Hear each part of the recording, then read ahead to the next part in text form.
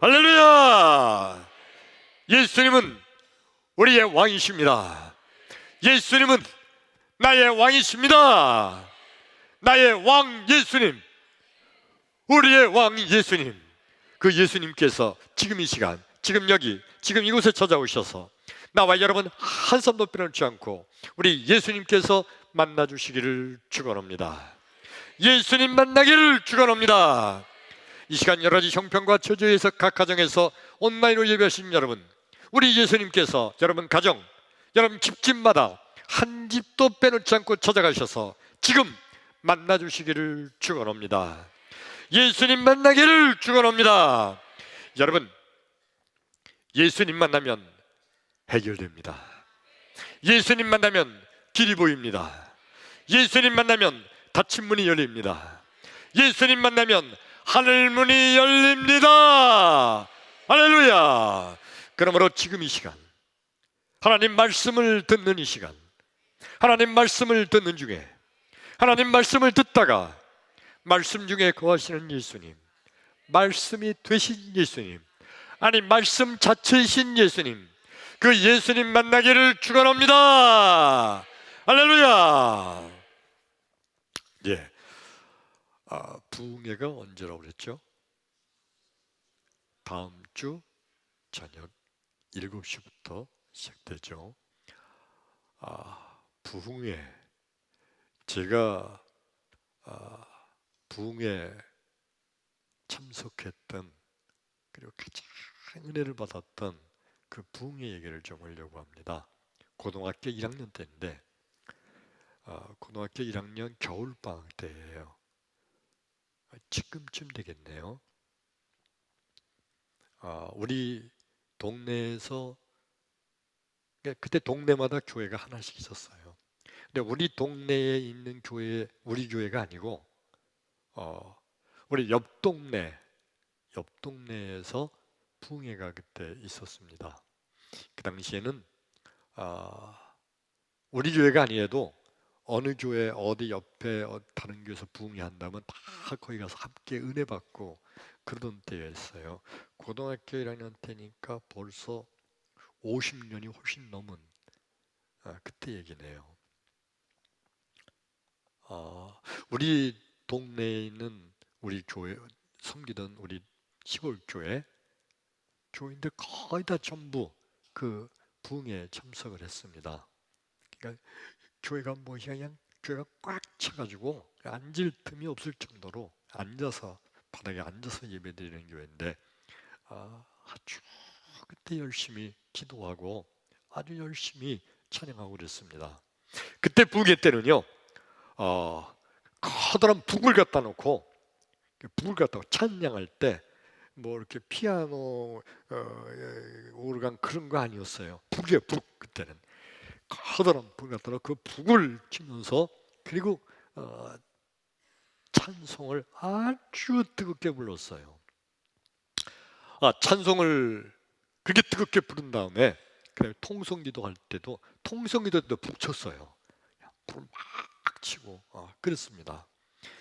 통성기도 그때는 지금은 우리 통성기도 뭐 3분, 5분 정도뿐이 안 하잖아. 근데 그때 부흥회 때 통성기도 시작했다 하면 적어도 30분이에요.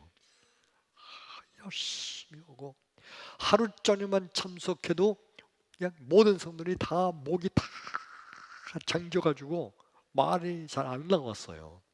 근데 그때는 또 목이 잠겨서 말이 안 나오는 게 은혜 받았다는 증거라고 그걸 또 자랑하기도 했어요. 하여튼 그 시대예요.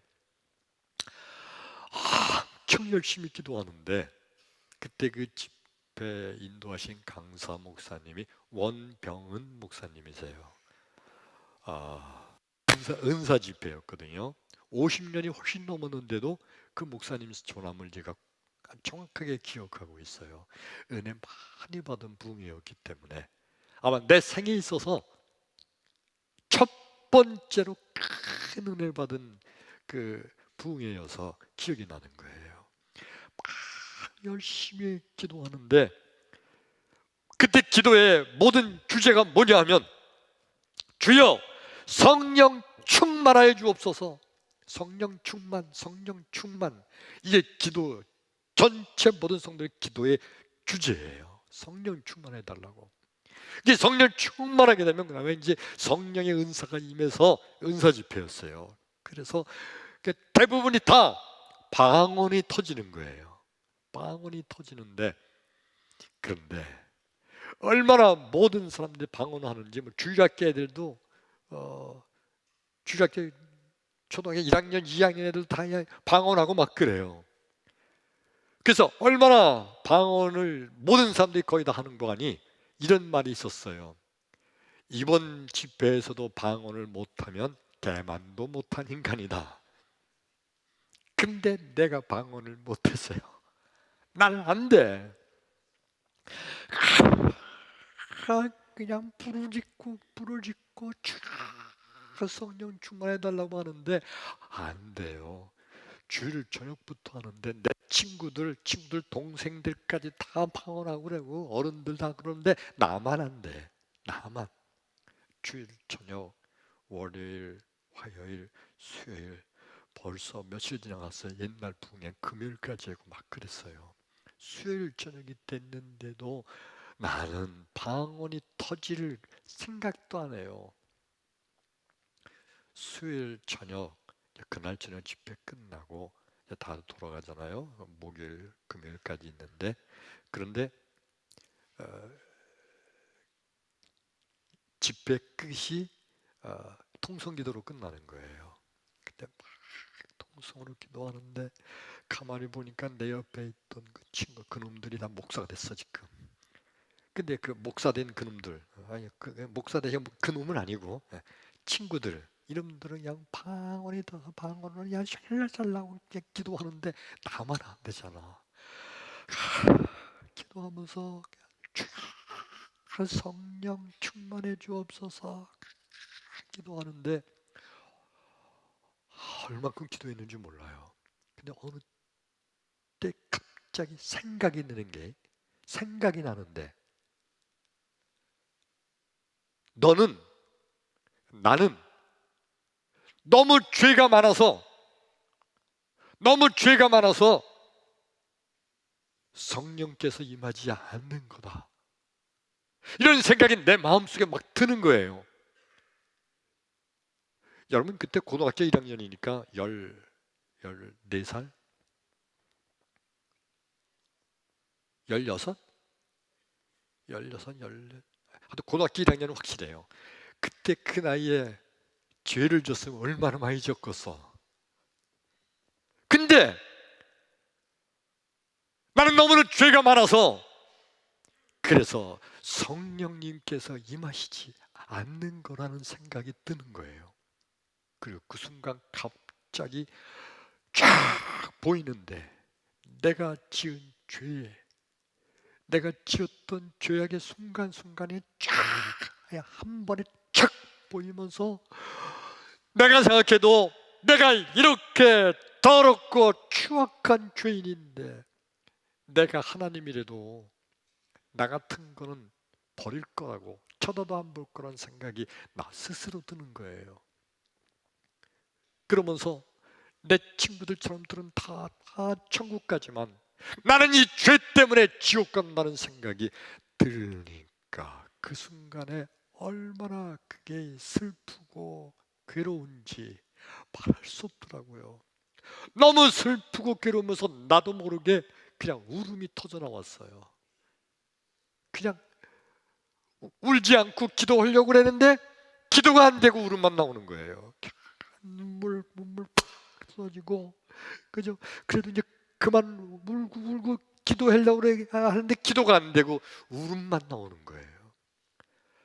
내가 생각해 볼 때 지금 내가 이제 국가 기밀인데 내 나이가 68세예요. 비밀이야. 68년 인생을 살아오면서 천란 이후로 그때만큼 통곡하면서 서럽게 운 적이 없어요. 울음이 이렇게 터져 나오는 거예요. 나는 지옥 간다니까, 천국에 못 간다고 생각하니까, 이야, 얼마나 고통스럽고 얼마나 이것이 슬프고 괴로운지 몰라요. 엉엉대고 엉엉대고 그냥 교회바를 기어다니면서 울었어요. 얼마큼 기도했는지 모르는데 어느 순간 그런데 또렷한 음성으로 들려오는 것이, 청환아, 내가 그래도 너를 사랑한단다. 나 같은 죄인인데, 근데 또렷이 들려오는 그 음성이 예수님의 음성이에요. 청환아, 그래도 나는 너를 사랑한단다. 이 주님의 음성을 듣는 그 순간에, 아, 예수님이 내 죄를 용서해 주신다는구나. 그 순간에 그렇게 답답하고 괴롭고 슬프던 그 순간에 그냥 슈아하니까 뭐가 뻥 뚫리는 것처럼, 내가 내 모든 죄가 다 용서받았다는 그 놀라운 기쁨에 엄청난, 그게 딱 하나였어요. 주님의 음성. 청환아, 네가 그렇게 추악한 죄인이지만 청환아, 그래도 나는 너를 사랑한단다. 이 음성, 그 음성으로 인해서 제 인생이 완전히 바뀐 거예요. 오늘 이 말씀을 듣는 나와 여러분, 오늘 말씀을 듣는 가운데 나와 여러분 단 한 사람도 빼놓지 않고 주님의 음성을 듣는 이 시간 되기를 주의 이름으로 축원합니다. 축원합니다. 성경 말씀은 우리 봉독하죠. 마태복음 8장 5절로 8절의 말씀 우리 함께 읽습니다. 시작. 예수께서 가버나움에 들어가시니 한 백부장이 나와 간구하여 이르되, 주여, 내 하인이 중풍병으로 집에 누워 몹시 괴로워하나이다. 이르시되, 내가 가서 고쳐주리라.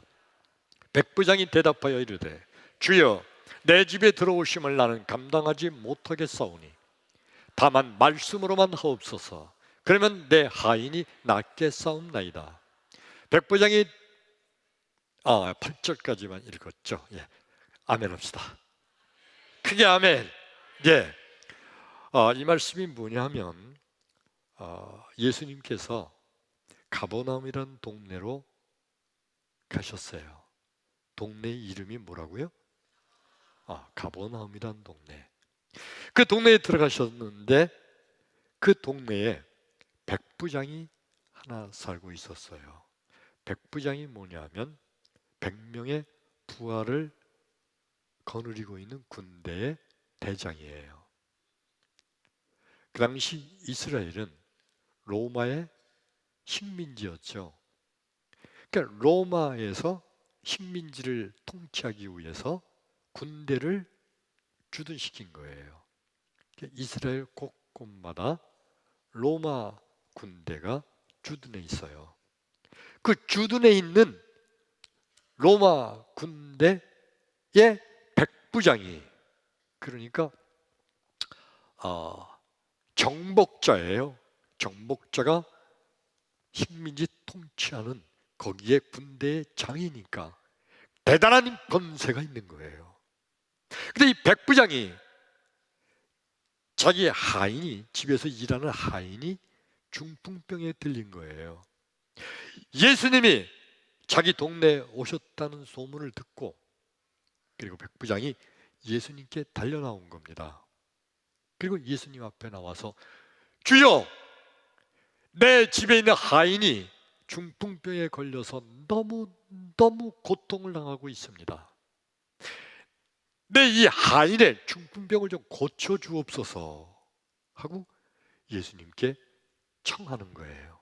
그러니까 예수님께서 그 말씀을 들으시고, 그러냐? 그럼 내가 가서 고쳐주겠노라. 자, 가자. 네 집이 어디냐? 근데 그 순간에 이 백부장이 갑자기 예수님 앞에 턱 무릎을 꿇더니, 주여, 감히 주님이 우리 집에 오심을 나는 감당할 수 없사오니 그냥 여기서 말씀만 하시면 내 하인의 병이 낫겠나이다 그러는 거예요. 그때 예수님께서 내가 이스라엘에서도 이런 믿음을 보지 못했다. 이 얘기는 뭐예요? 이 사람은 이스라엘 사람이 아니죠. 로마 군인이잖아. 나는 이스라엘에서도 이런 믿음을 보지 못했다. 예수님이 그러셨어요. 자, 오늘 말씀을 나눌 것은 어떤 말씀이냐면, 근데 이 백부장이 왜 예수님을 자기 집에 초청하려고 왔던 백부장이 왜 갑자기 예수님께 무릎을 꿇고 주여 우리 집에 오시는 걸 감당치 못하겠사오니 왜 집에 모시는 것을 막았을까? 어떻게 보면 여러분, 그 식민지 백성을 통치하고 다스리는 데 있어서 하나님의 아들이라고 하는 예수님, 그 예수님이 자기 집에 오신 거를 광고를 홍보를 많이 하면 반란도 안 일으키고 통치하는 데도 좋을 거 아니에요? 이렇게 유명 인사를 예수님을 자기 집에 모시면 자기가 따라서 같이 명예도 올라가고 영광스러운 거 아니에요? 그런데 오시지 말라는 거예요. 왜 그랬을까? 혹시 집안이 청소가 안 돼서, 집안이 더러워서, 그래서 예수님 우리 집에 모셨다가는 창피당하겠다, 그래서 오시지 말라고 그랬을까? 아니죠. 이 백부장은요, 집에서 이미 출발할 때부터 마음먹기를 예수님을 내가 모시고 와서 내 하인의 병을 고쳐야겠다 라는 그런 생각을 하고 이미 나왔기 때문에 이미 벌써 청소도 다 해놨을 거야. 하인들이 시켜서. 그럼 도대체 왜 예수님을 모시러 왔던 백부장이 주여 주님께서 내 집에 오심을 감당치 못하겠나이다라고 왜 이렇게 갑자기 바뀌었을까? 여러분, 백부장은요 갑자기 예수님을 바라보면서 예수 앞에 서는 그 순간에 백부장은 자기가 얼마나 죄인인지, 얼마나 더럽고 추악한 죄인인지 백부장은 자기의 영적인 모습을 그냥 보게 된 거예요. 예수 앞에 서는 순간 자신의 죄인됨을 깨닫게 된 거예요.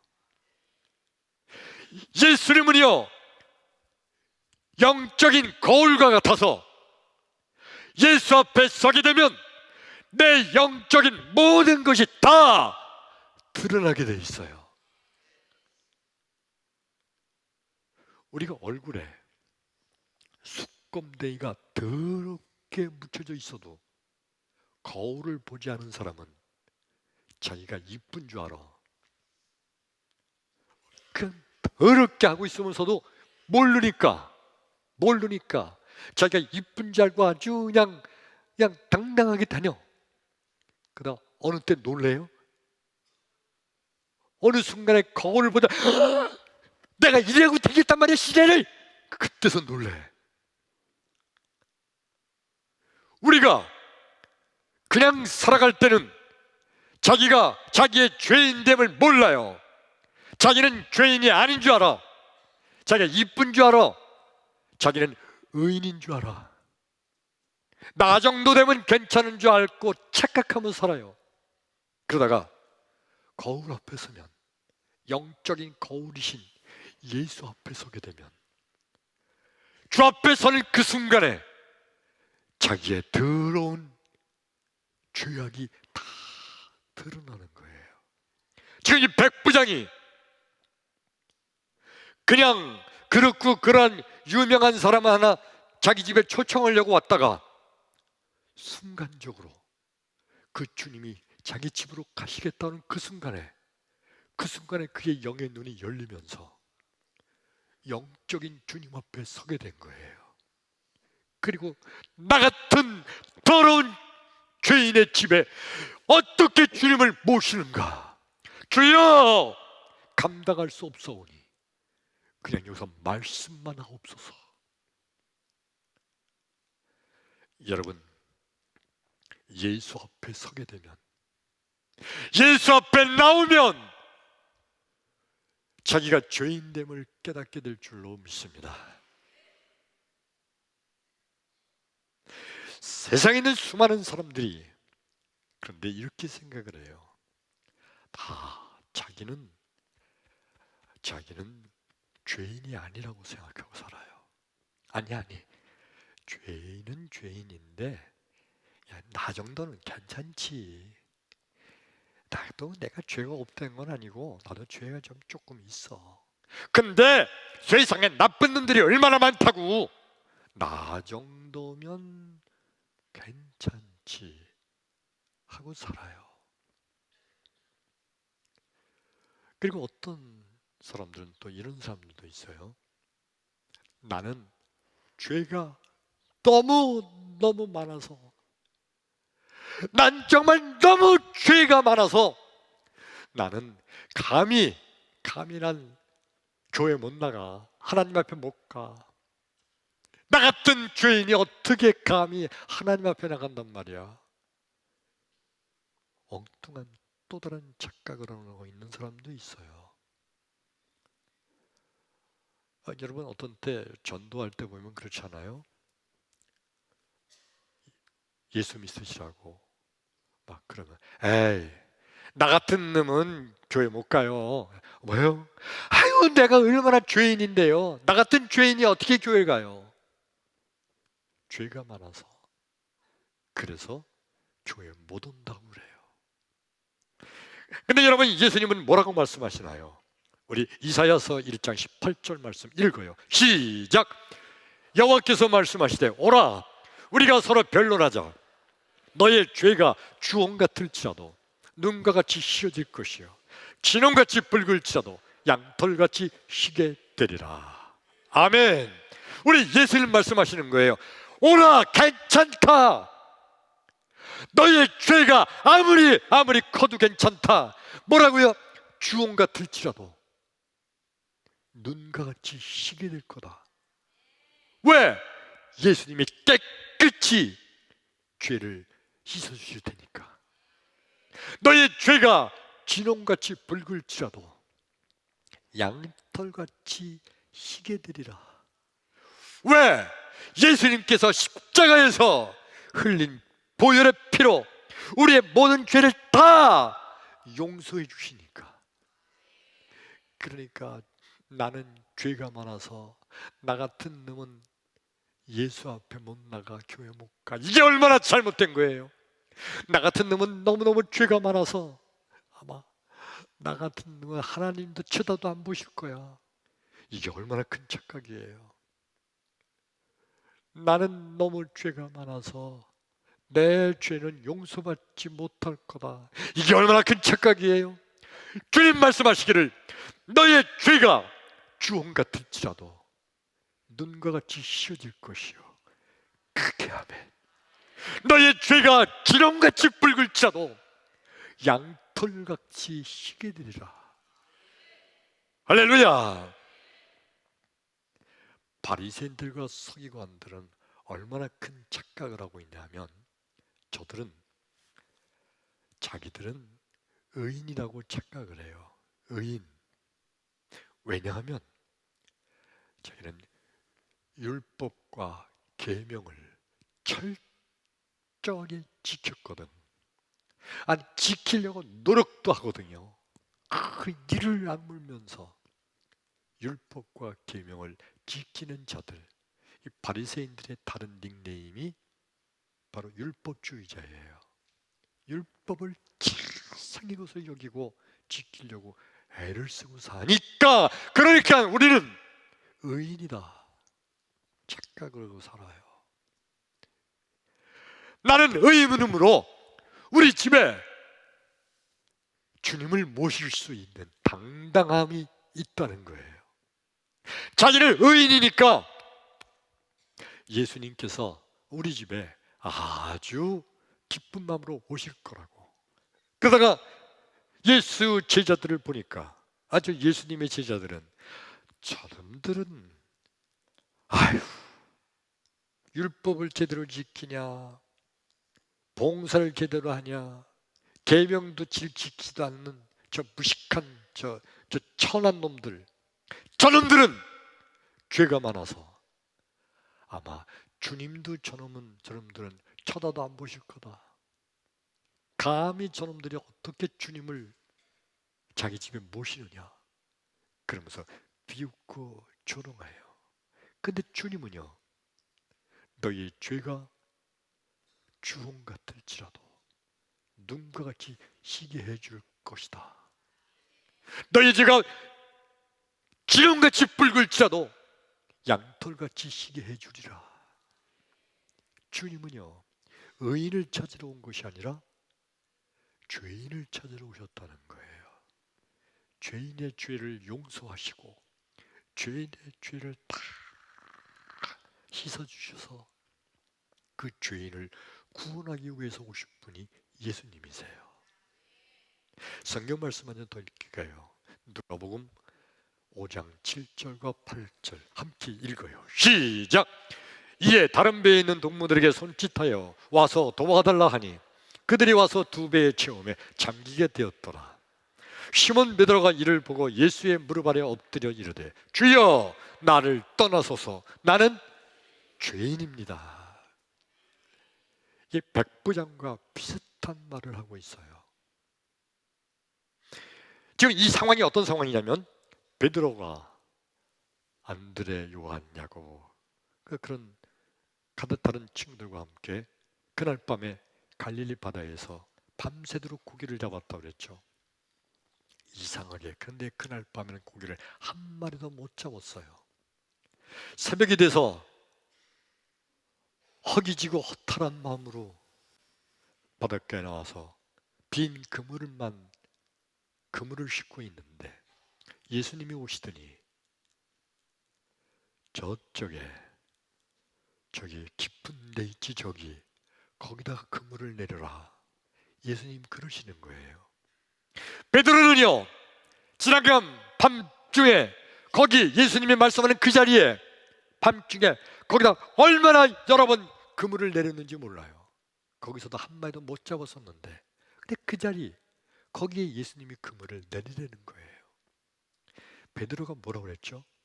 내가 주의 말씀에 의지하여, 자, 예수님 말씀이니까 야, 한번 따라 보겠습니다 하면서 거기다가 그물을 내렸어요.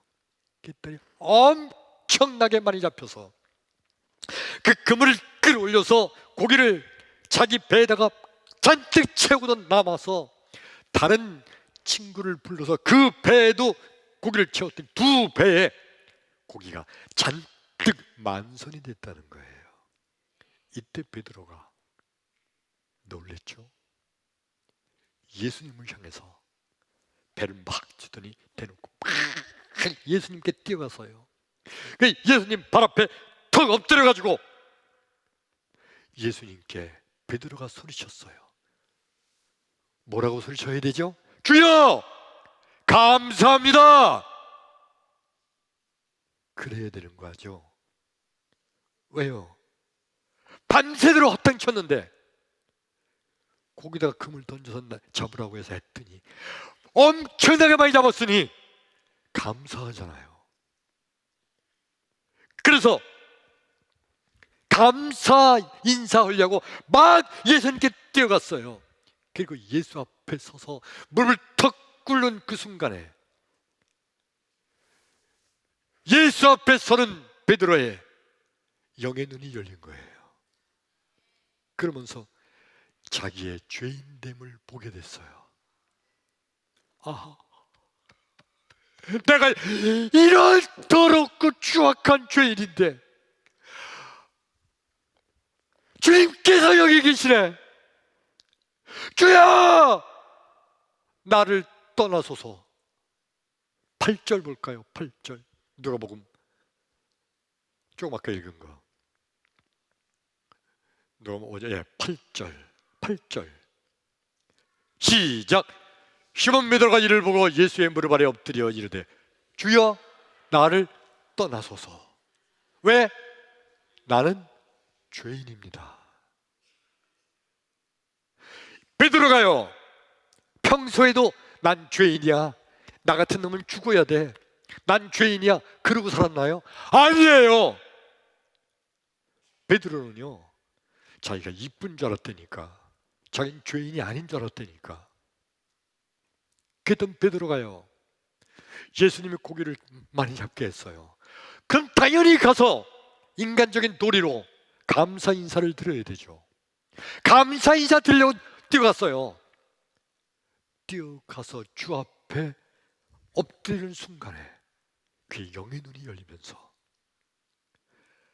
예수 앞에 서는 그가 자기가 얼마나 더럽고 추악한 죄인인 것을 보게 된 거예요. 그 순간에 그의 입에서 감사합니다가 아니라 주여 나는 죄인입니다, 죄인임을 고백한 거예요. 진정한 믿음이란 뭘까? 믿음이란 자신이 죄인임을 깨닫는 겁니다. 여러분, 아무리 믿음이 많다고 해도 자기가 의인이라고 자부하는 자는 믿음이 없는 자예요. 아무리 교회를 5년, 10년, 50년을 다녔어도 자기가 죄인임을 인정하지 않는 자는 믿음이 없는 자예요. 진정한 믿음은요, 자신이 죄인임을 깨닫는 거예요. 나와 여러분, 죄인임을 인정합니까? 그냥 이렇게 물어보니까 나도 모르게 자동적으로 그냥 아무 생각 없이 아멘한 게 아니라 정말 내가 죄인임을 깨닫습니까? 죄인입니까? 따라서 합시다. 주여 나는 죄인입니다. 주여 나는 죄인입니다. 주여 나는 죄인입니다. 주여 나는 죄인입니다. 아멘. 자신이 죄인임을 깨닫는 것, 이게 믿음이에요. 백부장이 식민지를 통치하기 위해서 온 백부장, 자기가 맡은 그 지역을 반란이 일어나지 않도록 잘 다스릴 권세를 가진 사람이에요. 그는 그래서 식민지 백성들에게 자기는 대단히 위대한 사람인 것을 나타내야 돼요. 그랬던 백부장이 예수 앞에 서는 순간, 주여 우리 집에 오시는 걸 감당치 못하겠나이다. 예수 앞에 서는 순간에 자기의 죄인된 모습을 보게 된 거예요. 그래서 예수님이 그러니 그래 안 갈게, 네 하인병 네 맘대로 해라 그러셨나요? 주님께서는 내가 이스라엘에서도 이만한 믿음을 보지 못하였노라. 이만한 믿음이 뭐예요? 죄인됨을 깨닫는 믿음, 내가 죄인이라고 인정하는 믿음, 자기의 믿음을 보는 믿음, 자기의 죄인임을, 자기의 죄를 보는 믿음, 그런 믿음을 보지 못했다. 지금 예수님께서 나와 여러분 지금 이 자리에 오신다면 우리를 보면서 내가 이스라엘에서도 이만한 믿음을 보지 못했노라고 주님 그렇게 말씀하실까요? 내가 죄인임을 깨닫기를 축원합니다. 죄인임을 깨달은 백부장, 그 백부장의 모든 죄를 다 주님은 용서해 주셨고, 백부장의 하인의 병도 말씀으로 가라, 네 하인의 병이 나았노라. 그 순간에 집에 있는 하인의 병도 나은 줄로 믿습니다. 그리고 백부장은요, 그로부터 자기가 책임지고 있었던 지역의 모든 이스라엘 민족들이 그 백부장을 얼마나 우러러보게 됐어요. 와, 예수님께 믿음을 칭찬받았던 저 백부장, 그렇잖아요. 그래서 그 백부장이 다스리는 그 지역은 이스라엘 백성들이 아주 존경하고 받들어주고 인정받는 그런 하나님의 사람이 된 줄로 믿습니다. 오늘 말씀 서두에 드렸던 부흥에 참석했던 저 청하나, 그래도 나는 너를 사랑한단다, 이 주님의 음성을 그때 들은 그 순간에 아하! 그냥 예수님께서 나의 이 더럽고 추악한 죄를 다 용서하셨구나는 믿음이 들어오면서 얼마나 기쁘고 얼마나 행복한지, 여러분 꽉 막혀 답답하던 것이 뻥 뚫린 것처럼요. 그리고 이제 기도 끝나고 보니까 그 부흥회던 장소에 아무도 없어. 다 끝나고 집에 간 거예요. 우리 교회도 안 된 남이 교회에서 나 혼자 울고불고 있었던 거야. 새벽녘이 돼가지고 이제 우리 집으로, 우리 동네로 가야 되잖아요.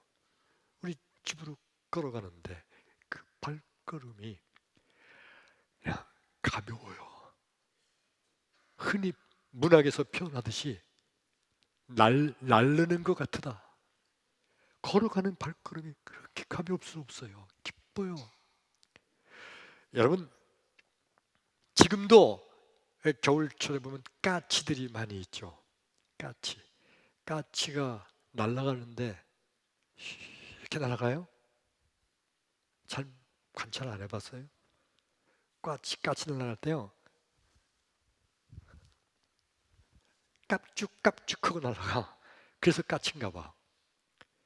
근데 여러분, 예수님께서 내 모든 죄를 다 용서해 주셨다고 생각하는 그때부터 까치가 날아가는 걸 봐도 이게 좋아 그리고 날아가는 것 같아. 그거 보는 것도 기뻐요. 그거 보고서 웃어. 옛날 시골에 가면 다 길 옆에다 그 풀이 많이 나 있잖아요. 바람이 불어서 풀이 흔들리는 걸 봐도 그래도 웃음이 나. 그걸 봐도 기뻐요. 죄사함 받은 엄청난 기쁨이에요. 더군다나 여러분, 정말 내가 생각해도 더럽고 추악해서 내가 예수님이던 나 같은 놈은 쳐다도 안 볼 것 같았는데, 근데 죄사함 받고 청하나 나는 그래도 너를 사랑한다는 그 주님의 죄사함의 음성을 듣고 결국 여러분, 그 더러운 죄인이 목사까지 됐대요. 할렐루야. 다음 주일 저녁부터 있는 부흥회, 주님의 음성을 듣는 부흥회 되기를 축원합니다. 그리고 지금 이 말씀을 듣는 나와 여러분, 지금 이 설교 말씀이 나에게 하시는 주님의 음성이 들려지기를 주의 이름으로 축원합니다. 할렐루야.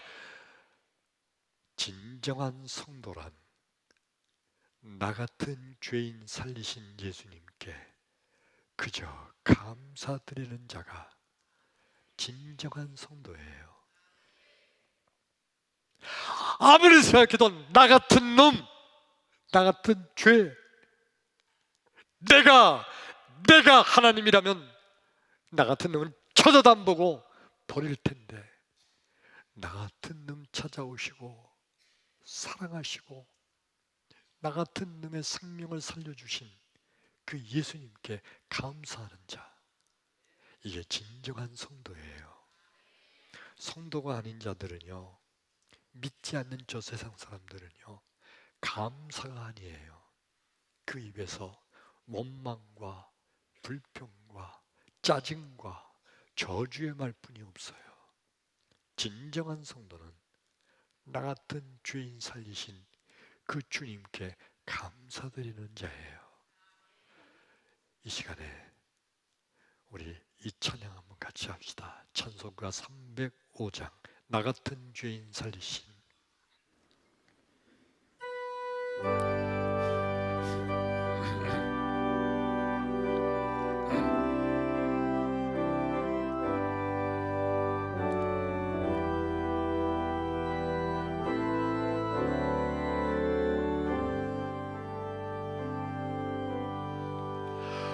나 같은 죄인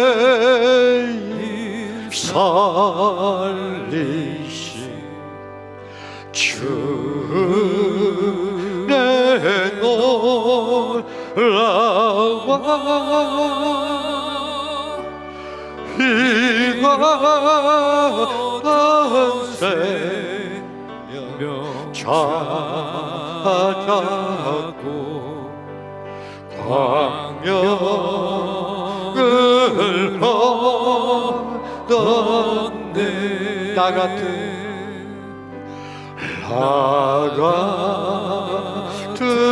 죄인 살리신 주 내 놀라와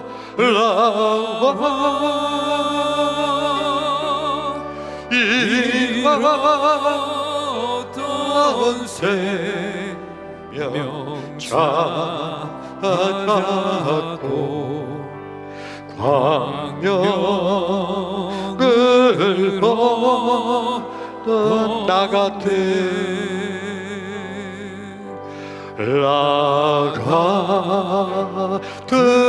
죄인 살리신 주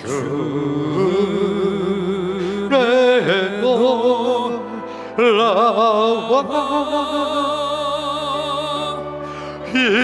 이같은 생명 찾아고 광명을 얻은 나 같은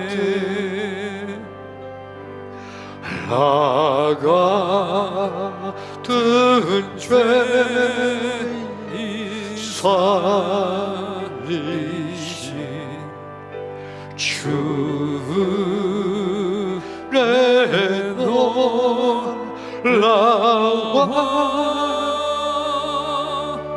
이같은 생명 찾아고 광명을 걷었네. 나 같은 죄인 살리신 나 같은 죄인 살리신 우리 두 손을 앞으로 합니다. 주 내 놀라와 우리 두 손을 앞으로 합니다. 이같은 생명 찾아고 광명을 얻었네. 나 같은 죄인 살리신 나 같은 죄인 살리신 주를 내놓으라고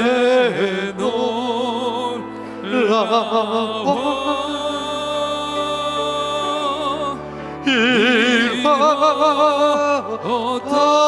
생명 찾았고 광명으로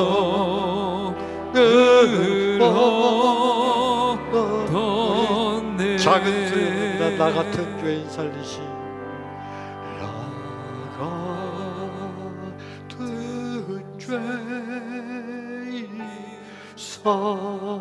살리시 주를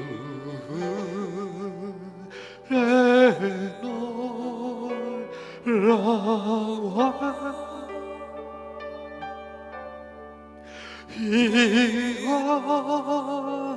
이와던 생명 찾았고 광명을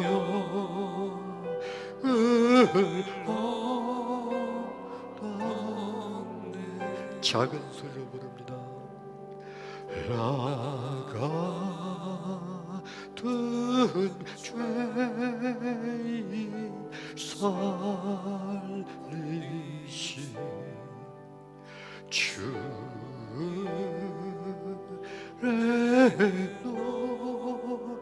놀라워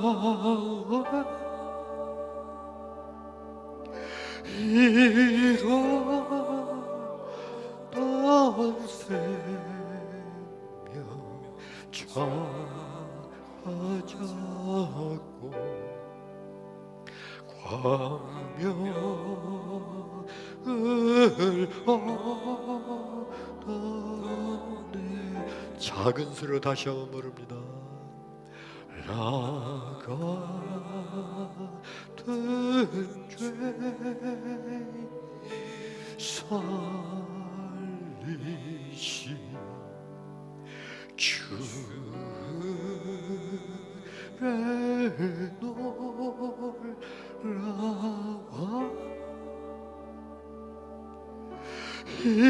이러던 생명 찾았고 광명을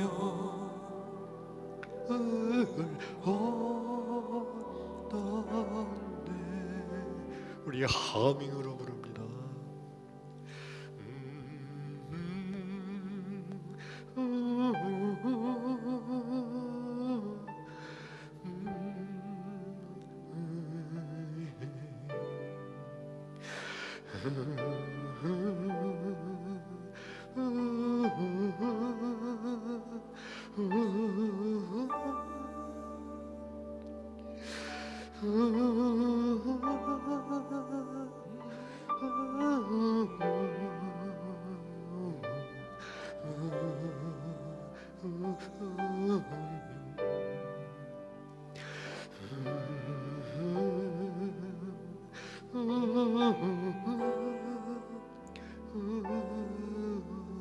하밍으로 다시 부릅니다.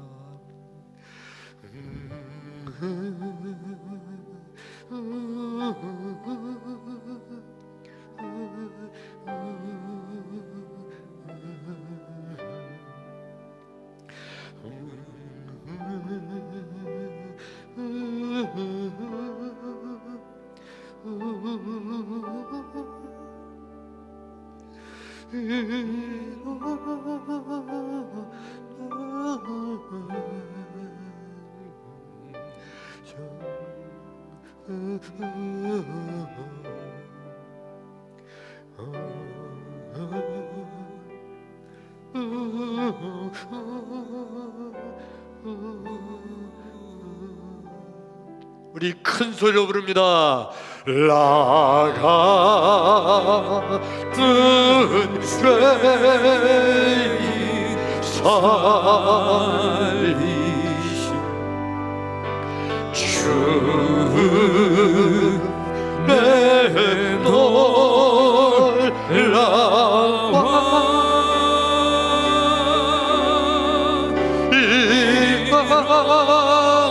어떤 생명 찾았고 광명으로 얻었네. 다시 한번 부르면 큰 소리로 부릅니다. 나같은 죄인 살리신 주의 놀라와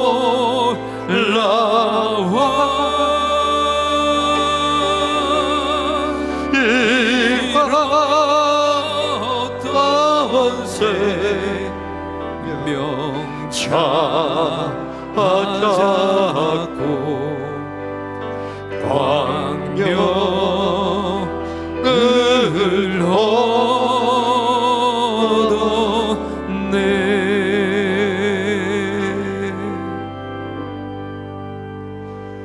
나와 여러분, 이 시간에 예수 앞에 우리는 나왔습니다. 나의 영혼은 지금 예수님 앞에 서 있습니다. 영적인 거울 되신 예수님, 그러므로 예수 앞에 나와 여러분, 우린 다 나의 죄를 볼 수 있기를 원합니다. 나 같은 죄인 살리신 그 주님께 우리는 감사 찬송을 드릴 수밖에 없습니다. 주여, 나의 모든 죄를 다 용서해 주신 그 놀라운 주님께 감사를 드립니다. 기도합니다.